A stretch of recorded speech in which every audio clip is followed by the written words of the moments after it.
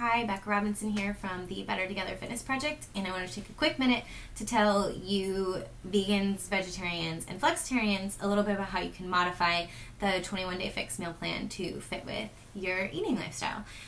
So when I started the 21-day fix, I was a little daunted by the eating plan because it's super animal protein heavy, which is great for a lot of people, but if you are a vegan, a vegetarian, or a flexitarian, not so great for you.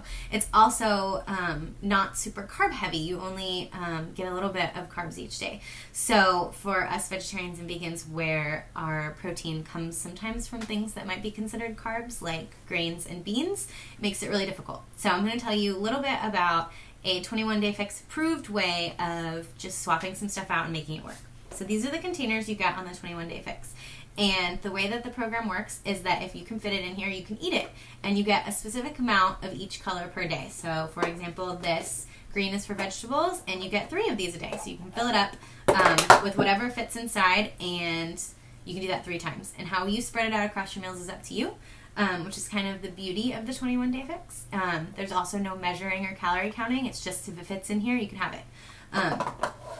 The problem for us flexitarians, vegetarians, and vegans is that this is your serving of carbs for the day, and this is your serving of protein, and you get way more of these than of these. And on the 21-day fix, beans and grains like quinoa are actually considered a carb. So for us that need to get our protein from that, it can be hard to juggle. So if you are a flexitarian or a vegetarian or a vegan, here is how you can switch it up.